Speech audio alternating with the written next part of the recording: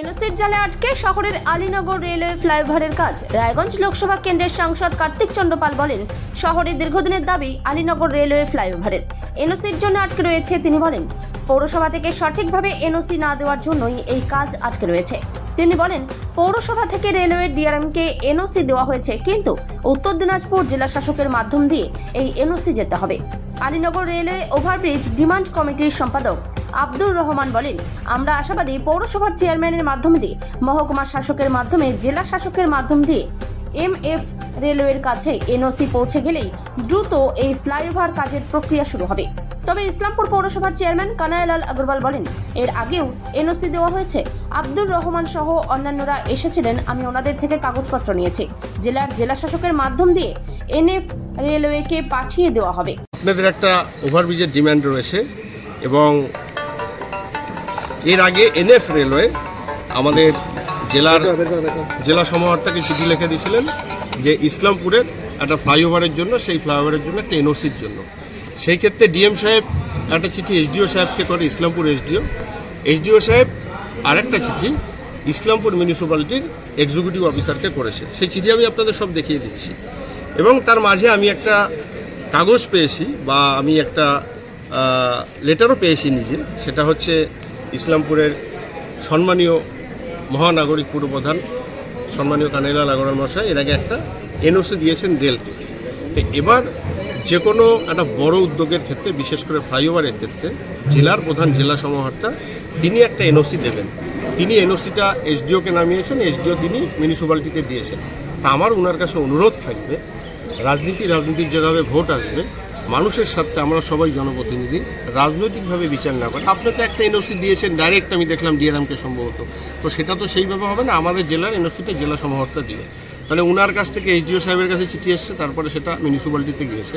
উনি যদি একটা মিউনিসিপ্যালিটিতে একটা এনওসি দিয়ে দেন, তাহলে আশা করি আমাদের জেলা শাসক আমাদের রেলওয়ে বোর্ডকে এনওসিটা দিয়ে দিলেই আপনাদের যে একটা বড় সমস্যা যেটা ফ্লাইওভার হচ্ছে, এই রেলগেটটার যে কাজ সেটা থমকে রয়েছে ফ্লাইওভারটার, কারণ হচ্ছে এনওসি প্রপার চ্যানেল অনুযায়ী যায়নি। সেই বিষয়ে কি বলবেন? এবং উনি বলছেন যে আমাদের কাছে এনওসি চাওয়া হয়েছিল, আমি একবার না কয়েকবার এনওসি দিয়েছি। তারপরেও আজকে আমার কাছে আসছিলেন, আব্দুর রহমান আছেন, তাহের আছে, ওরা আজকে আসছিলেন। ওনারা একটা চিঠি নিয়ে আসছেন যে ওটা এনওসিটা মানে জেলা সমাহর্তা ডিএমের মাধ্যমে ওদেরকে এনএফ রেলওয়েকে এনওসি দিতে হবে। তো এই কাগজগুলো আমি ওদের কাছ থেকে কালেক্ট করে নিয়েছি। আমরা ডিস্ট্রিক্ট ম্যাজিস্ট্রেটকে বলে সেটা ডিএমের মাধ্যমে এনএফ রেলওয়ের কাছে এনওসি পাঠিয়ে দেবো। তো আমি আপনাদের চ্যানেলকে ধন্যবাদ জানাচ্ছি যে আগাগোড়াই আপনারা এই সাধারণ মানুষের সমস্যাকে আপনারা কভারেজ করেছেন। তো যেহেতু আমি আপনাদের চ্যানেল মাধ্যমেই শুনতে পেরেছি যে 278-এ বক্স আন্ডারপাস অলরেডি টেন্ডার হয়ে গেছে। আশা করি এই নভেম্বর মাসের মধ্যেই কাজটা স্টার্ট হওয়ার কথা। তার পাশাপাশি আমরা খুবই আনন্দিত যে এটা সুখবরই বলা যায় যে 277-এও মানে ফ্লাই ওভার ব্রিজের যে ডিমান্ড আমাদের ছিল সেটাও পূরণ হয়ে যাচ্ছে, আমরা দেখেছি নিউজের মাধ্যম দিয়ে। তবে একটা জিনিস যে দেখলাম যে সাংসদ বললেন নিজের স্পিচের মধ্যে যে এখানে পৌরসভা যেহেতু এনওসি দিয়েছে, কিন্তু এটা এসডিও থেকে পৌরসভা থেকে এসডিও থেকে ডিএম এনওসি দেবেন ডিআরএমকে। তাহলে এখন যা প্রসেস হয়েছে, যেটা শুনতে পেরেছি, এখানকার টোটাল মেজারমেন্ট থেকে শুরু করে, ডিজাইন থেকে শুরু করে এস্টিমেট পর্যন্ত সব কিছু কমপ্লিট হয়ে গেছে। এখন শুধু অপেক্ষা রয়েছে ডিএমের এনওসির জন্য। তো আশা করি ডিএম সাহেব এনওসি দিলেই এই কাজটা খুব তাড়াতাড়ি হয়ে যাবে।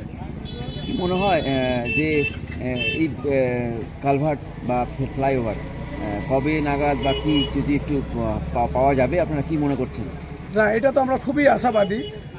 সাংসদ যখন বলেছেন ওটা দেখে তারপরে আমরা পেপারটাও দেখলাম, এটা দিয়ে আমরা বুঝতেই পেরেছি। তারপর ডিআরএম যে পেপারটা আছে ওই পেপার থেকে আমরা দেখলাম এটা কাজ অলরেডি মোটামুটি প্রসেস শেষের দিকেই আছে। এনওসি ওনারা যদি পায়, এসডিও আর ডিএমের এনওসি যদি পেয়ে যায়, তাহলে কাজটা স্টার্ট হয়ে যাবে শীঘ্রই।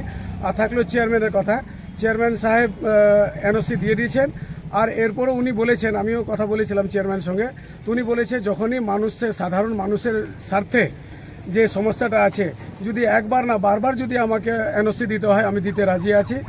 আপনাদের চ্যানেলের মাধ্যমে আমি ধন্যবাদ জানাবো যে যত এখানে সংগঠনগুলো সামিল হয়েছিলেন এই আন্দোলনে, যে বিহার বাংলার যে দীর্ঘদিনের বহুদিনের সমস্যা, এই সমস্যার মধ্যে সবাই সামিল হয়েছিলেন। ফেডারেশন অফ ট্রেডার্স অর্গানাইজেশনের সংগঠন সামিল হয়েছিলেন, চৌধুরী আব্দুল করিম সাহেব ছিলেন, কানাইলাল আগরওয়ালজি ছিলেন, চেয়ারম্যান সাহেব ছিলেন। এছাড়াও বিভিন্ন শাখা সংগঠনের মানুষগুলো সমর্থন করেছিলেন। আমরা ধন্যবাদ জানাবো আপনাদের মিডিয়ার মাধ্যম, আপনাদের চ্যানেলের মাধ্যম দিয়ে সকলকেই, যারা এই আন্দোলনের মধ্যে সাথ দিয়েছিলেন, সমর্থন করেছিলেন। আপনাদেরই পরিশ্রমের এটা আজকে ফল, যে এটা আমরা দেখতে পাচ্ছি কি খুব তাড়াতাড়ি আমরা পেয়ে যাব। আর যে দীর্ঘদিনের যে সমস্যাটা ছিল ওটা সলভ হতে চলেছে। এই জন্য আমি সবাইকে ধন্যবাদ জানাচ্ছি সংগঠনের সম্পাদক হিসাবে। এটা 277 নম্বর গেট, এই জায়গাটার নাম কি? এটা অ্যাকচুয়ালি গেট হলো SK 277, যেটা আলীনগর বলা যায় এটাকে। আলীনগর এটা বিহার বাংলার লাইফ লাইন, এখান থেকে বিহারে কানেক্টেড। প্রচুর সংখ্যায় এখানে মানুষের মানে আসা যাওয়া আছে, স্কুল বাস থেকে শুরু করেন বিভিন্ন রকমের আছে। তো এটা খুবই প্রয়োজন ছিল, যার জন্য সমস্ত রকমের সাধারণ মানুষ এটাকে স্বাগত জানিয়েছিল, সবাই সাথ দিয়েছিল। আর আমি আপনাদের চ্যানেলের মাধ্যমে DRM সাহেবকেও ধন্যবাদ জানাচ্ছি যে এই কাজটাকে আপনারা ইম্পর্টেন্স দিয়ে খুব তাড়াতাড়ি করেছেন। আর আমি আশা করব কি SDO ম্যাডাম এবং DM সাহেবও নিজের NOCটা দিয়ে দিবেন, যাতে এটা সাধারণ মানুষের কাজ খুব তাড়াতাড়ি হয়ে যাবে। যানজট তো লেগেই থাকতো, সেই এই গেট বন্ধ হলে সেখানে কতটা সমস্যা হতো?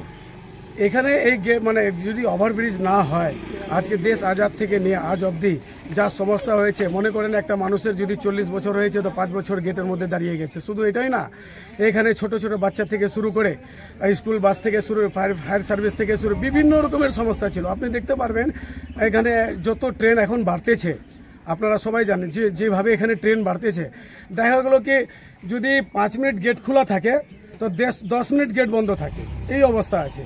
তার আপনারা বুঝতেই পারছেন কি কত রকমের সমস্যা।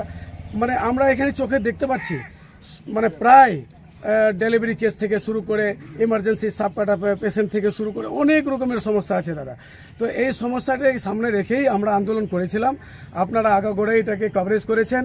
আজকে সাংসদ সাহেবও চেষ্টা করছেন যে এটাকে তাড়াতাড়ি হোক, এটা খুব ভালো ডিমান্ড আছে, উনিও চেষ্টা করছেন, ওনাকেও আমি ধন্যবাদ জানাচ্ছি সংগঠনের সম্পাদক হিসাবে। আর বিশেষ করে মানে আমি সমস্ত মানে সংগঠনকে ধন্যবাদ জানাচ্ছি যারা এইখানে এই আন্দোলনের মধ্যে উপস্থিত হয়েছিলেন। আপনার নাম? তাড়াতাড়ি রেলের ফ্লাইওভার ডিমান্ড করছেন। আমরা চাইছি যেভাবে কাজটা স্পিডলি চলছে, এটাকে আমরা স্পিডলি বলা যাবে না, এটাকে মানে স্লোই বলা যাবে। তো যাই হোক, ডুবতে কো তিনকে কা সাহারা, তো এটা আমরা বুঝতেই পারছি এখন এই নিউজে খবর পেয়ে যে এটা খুব তাড়াতাড়ি হয়ে যাচ্ছে। যা একটু বাধা মনে হচ্ছে এখন SDO সাহেব আর DM সাহেবের NOCটা যদি DRM এর কাছে পৌঁছে যায়, আমরা আশাবাদী খুব তাড়াতাড়ি এটা কাজ হয়ে যাবে। আপনার নাম? আমার নাম Abdur Rahman, Alinagar flyover bridge demand কমিটির আমি সম্পাদক।